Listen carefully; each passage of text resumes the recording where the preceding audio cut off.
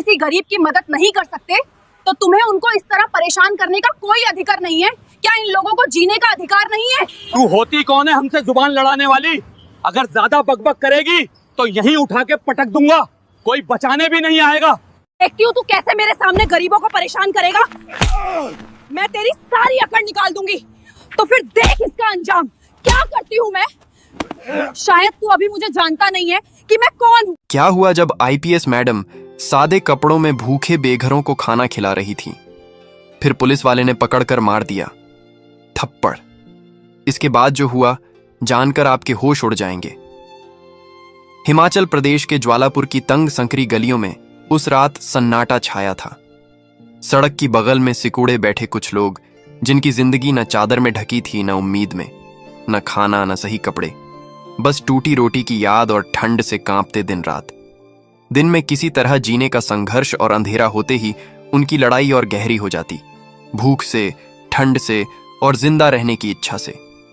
शहर वाले अपने अपने मकानों में गर्म बिस्तरों के भीतर नींद में डूब जाते, पर फुटपाथ पर पड़े ये लोग रात की हर घड़ी में मौत के खिलाफ जंग लड़ते रहते। और तभी भी ठंडी हवा में एक अनजानी हल्की सी आहट खुली। न किसी सायरन का शोर, न लाल बत्ती की चमक, न सुरक्षा कर्मियों की भीड़, बस एक साधारण सी महिला लाल सलवार कुर्ते में बेहद शांत चेहरे के साथ। उसके हाथों में नजर आया कार से उतारे जा रहे खाने के पैकेट और गर्म कंबल। वह कोई सामाजिक कार्यकर्ता नहीं, न किसी एनजीओ की प्रमुख। वह थी आईपीएस सुनीता। फुटपाथ के किनारे ठिठुरते लोग उस पल अपनी तकलीफ भूल गए। एक बूढ़ा जिसकी हड्डियां ठंड से बज रही थीं, पहली बार राहत की गर्माहट महसूस करने वाला था। ठंड और भूख मिलकर जैसे वर्षों से जंग छेड़े हुए थे, और उस रात एक प्रशासनिक अधिकारी नहीं, एक इंसान कंबल और खाना लेकर उनकी जंग में सिपाही बनकर उतर आया था। सुनीता धीरे धीरे आगे बढ़ी, बिना किसी कैमरे की चमक, बिना सुरक्षा कर्मियों की भीड़, सिर्फ दिल की आवाज के साथ। उन्होंने कार का दरवाजा खोला, धीरे से कंबल निकाले, खाने के पैकेट उठाए और फिर एक एक करके उन बेघरों के कांपते हाथों पर कंबल रख दिए। ठीक वैसे जैसे कोई मां अपने बच्चे को उठाती है, सिर्फ शरीर की ठंड से नहीं, जीवन की तकलीफों से बचाने के लिए। उस रात वो कंबल कपड़ा नहीं थे, इज्जत थे, राहत थे और एक अनकही दुआ की गर्माहट थी। वहां बैठे लोगों की आंखों में आश्चर्य तैरने लगा। उन्हें लगा कोई दानवीर महिला है, अमीर घर की लड़की या शायद किसी देवी का रूप। सब उसे एक आम इंसान समझ रहे थे, पर कोई नहीं जानता था वह और कोई नहीं, जिले की आईपीएस सुनीता थी। लोग स्तब्ध थे, किसी अवसर को इस रूप में पहली बार देखा था। उनकी आंखों में डर नहीं, सम्मान नहीं, इंसानियत की चमक थी। सुनीता झुककर थैले से एक पैकेट निकालती है। सामने बैठा एक बूढ़ा आदमी, जिसकी आंखों में अनेक सर्दियां जमी थीं, जिसकी पसलियां भूख की गवाही थीं। वह पैकेट उसके हाथ में रखते हुए धीमे से बोली, लो बाबा, पहले पेट भर लो, और यह कंबल भी। बहुत ठंड लग रही होगी, पता नहीं पिछली बार कब ढंग से खाया होगा, है ना? उस बूढ़े के कांपते हाथों में कंबल और खाना भर गए और उसकी आंखों में आंसू की एक नदी उमड़ पड़ी। वह बोलना चाहता था, धन्यवाद कहना चाहता था, पर भूख से दबी हुई आवाज आंसुओं के पीछे फंस कर रह गई। वह बस रोता रहा, पहली बार दर्द से नहीं, राहत से। बाकी लोग अपनी बारी का इंतजार कर रहे थे। उस सड़क पर इंसानियत की रोशनी चमक रही थी, लेकिन कुछ लोगों के लिए वह रोशनी आंखों में चुभ रही थी।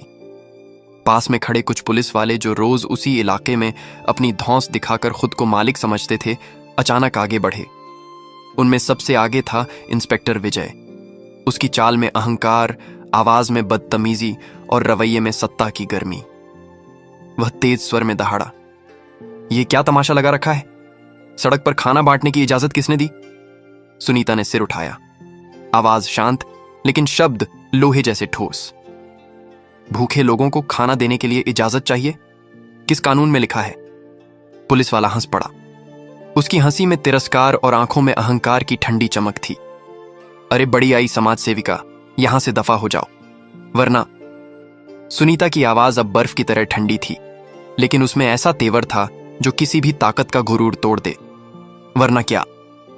विजय उनकी तरफ ऐसे देख रहा था जैसे वह किसी कमजोर लड़की से दो शब्द सुनकर भी उसे चुप कर सकता है। बहुत देखी हैं तुम जैसी औरतें। 2-4 फोटो खिंचवाने आती हैं पब्लिसिटी के लिए। अपने स्टेटस के हिसाब से रहो, ये ड्रामा मत दिखाओ। अब बात सीमा पार कर चुकी थी। सुनीता ने सीधा उसकी आंखों में देखा और एक एक शब्द बरसाए। गरीबों की मदद करना ड्रामा नहीं, फर्ज है, और तुम्हारी गुंडागर्दी यहां नहीं चलेगी। बस यही सुनना था। अहंकार में अंधा हो चुका इंस्पेक्टर अचानक भड़क उठा। उसने बिना सोचे, बिना रुकावट सुनीता के गाल पर एक जोरदार थप्पड़ जड़ दिया। उस एक आवाज ने सड़क की धड़कन रोक दी। चारों ओर सन्नाटा छा गया। कंबल पकड़े बूढ़े के हाथ कांप गए। राहगीरों की आंखें अविश्वास में फैल गईं। सुनीता के चेहरे पर थप्पड़ का निशान उभर आया था। दर्द से नहीं, अपमान और आग से। लेकिन वो टस से मस नहीं हुई। उनकी आंखों में अब डर नहीं, कानून की असली ताकत जल रही थी। सुनीता के होंठों पर हल्की मुस्कान आ गई, ऐसी मुस्कान जिसमें तूफान छिपा हो।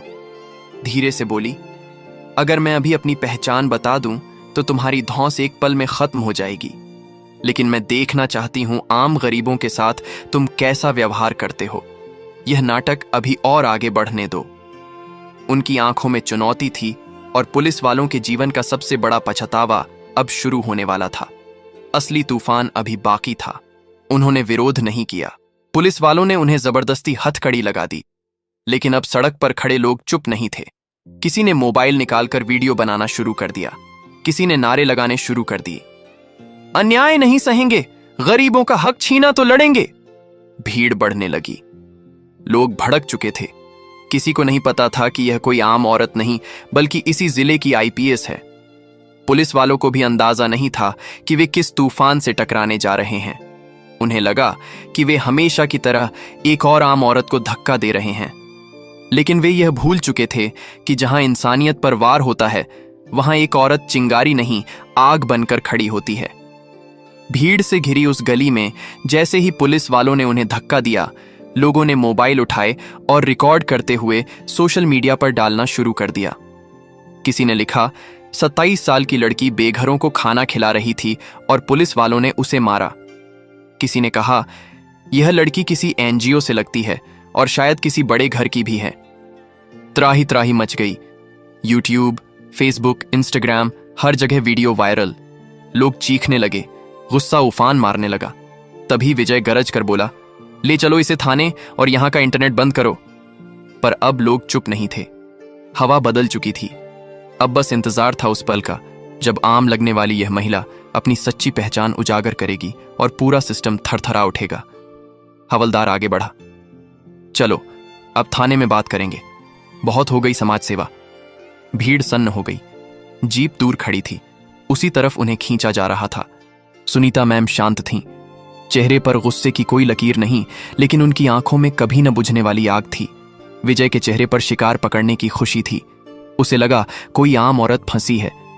देखते देखते हजारों लोगों की भीड़ जमा हो गई, पर कोई आगे न आया, क्योंकि विजय का खौफ, भूख और ठंड से बड़ी दीवार था। लोगों की निगाहें पीछे छूट गईं और पुलिस की जीप ने सुनीता को थाने के अंधियारे में पहुंचा दिया। ड्यूटी पर तैनात थे टीआई रमेश। इंस्पेक्टर विजय ने जीप का दरवाजा खोलते ही उन्हें धक्का देकर अंदर लाया, मानो किसी अपराधी को पकड़ लाया हो। गर्व से गुर्राते हुए बोला, साहब, यह औरत एनजीओ के नाम पर भीख मांग रही थी, फोटो खिंचवा रही थी, लोगों को भड़काती है, पैसे ऐंठती है और मारपीट भी की है। चारों ओर सिपाही खड़े थे। कुछ हंसी दबा रहे थे, कुछ आंखों में शक लिए हुए, पर सुनीता बस चुप, स्थिर, जैसे बहुत कुछ देख चुकी हो और अब बोलने की जरूरत ही न बची हो। उन्हें महिला लॉकअप की ओर धकेला गया। विजय चलते चलते और जहर उगल गया। आज रात यहीं सड़, और अगर कुछ सुख सुविधा चाहिए तो बताना, थाना सब देता है। थप्पड़ का अपमान, अब यह घटिया धमकी। पर सुनीता के चेहरे पर आग होते हुए भी नियंत्रण था। वह वहीं थी, एक जिला पुलिस अधिकारी जो भावनाओं से नहीं, दिमाग और न्याय से लड़ती है। वे अकेले जाकर कोने में बैठ गईं। मन सुलग रहा था, क्या मुझे अपना असली चेहरा दिखा देना चाहिए? लेकिन तभी थाने का दरवाजा खुला। अंदर आया एक थका हुआ बूढ़ा सा हवलदार, जगदीश प्रसाद शर्मा। 50 से ऊपर की उम्र, आंखों में थकान से ज्यादा अनुभव। वह अंदर आया और तुरंत सबकी बेचैनी देखे बिना उसकी नजर सीधे सुनीता पर टिक गई। जैसे किसी भूले चेहरे को अचानक पहचान लिया हो। वह 2 बार देखने लगा, फिर होंठ कांपे, सांस तेज हो गई। अचानक वह उस सिपाही का कॉलर पकड़ बैठा जो सुनीता के पास खड़ा था। उसकी आवाज फुसफुसाहट थी, लेकिन थाने की हर दीवार से टकराकर गूंज उठी। पागल हो गए हो? ये आईपीएस मैडम हैं। क्षण भर में पूरा थाना जम गया। सन्नाटा इतना गहरा था कि घड़ी की टिक टिक भी रुकती लग रही थी। सुनीता ने हल्की मुस्कुराहट से कहा, अरे हवलदार साहब, आपको नशा हो गया क्या? उनका व्यंग्य अब चाबुक था, लेकिन जगदीश घुटनों पर गिर पड़ा, आंखें भर आईं। मैडम, 6 महीने पहले सरकारी मीटिंग में देखा था आपको। आपकी आंखें भूल नहीं सकता। आप ही हैं जयपुर की आईपीएस। अब बारी थी पुलिस के शेर कहलाने वालों की। विजय का चेहरा नींबू से ज्यादा पीला, टीआई रमेश के माथे पर पसीने की बूंदें, सिपाहियों के हाथ कांपने लगे और अचानक इंस्पेक्टर विजय भी घुटनों पर बैठ गया, सुनीता के पैर पकड़ते हुए। मैडम, गलती हो गई, माफ कर दीजिए, हमें लगा। पर अब कहानी पलट चुकी थी। सुनीता ने अपना पैर पीछे खींच लिया। उनकी आवाज अब कानून की सख्त मूरत थी। नहीं इंस्पेक्टर साहब, अब बहुत देर हो चुकी है। पूरा थाना सांस रोके खड़ा था। उन्होंने एक एक शब्द को हथौड़े की तरह गिराया। मैं आज रात इसलिए आई थी क्योंकि मुझे खबर मिली थी कि इसी थाने के कुछ पुलिस वाले बस्ती वालों से हफ्ता वसूलते हैं, औरतों को धमकाते हैं और गरीबों की रोटी तक बेच देते हैं। हर गर्दन झुक गई। किसी की हिम्मत नहीं कि आंख उठाए। सुनीता आगे बोली, मैं यह जानना चाहती थी कि आम गरीब औरत के साथ कैसा व्यवहार होता है। आज तुमने मुझे सच्चाई दिखा दी। अब उनकी आंखों में ठंडा न्याय था। उन्होंने धीरे से अपना मोबाइल जेब से निकाला, एक बटन दबाया। स्क्रीन थाने के सामने चमक उठी। मैंने इससे पहले ही अपनी रिकॉर्डिंग ऑन कर दी थी। पूरी रात की लाइव स्ट्रीम चल रही है।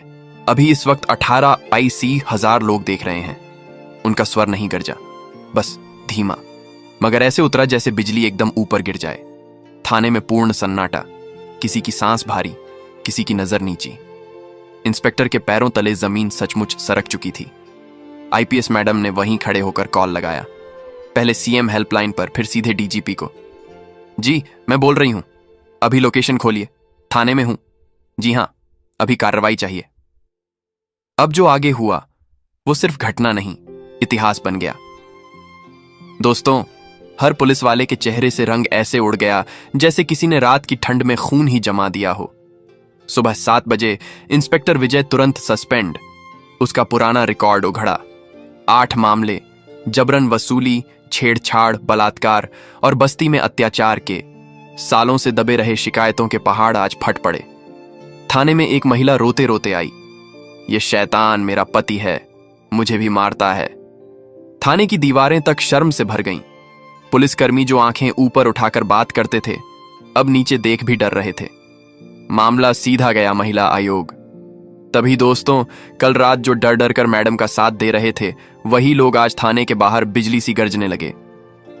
एक निर्दोष महिला को जेल में लाया गया, अब नहीं चलेगी पुलिस की दादागिरी। हजारों लोग गुस्सा, नारे और सस्पेंशन की मांग। थाने के अंदर अचानक हलचल मची। दरवाजा खुला और आईपीएस मैडम धीरे धीरे बाहर निकली। उनके पीछे चले सस्पेंडेड पुलिस वाले सिर झुकाए, जमीन पर नजरें टिकाए।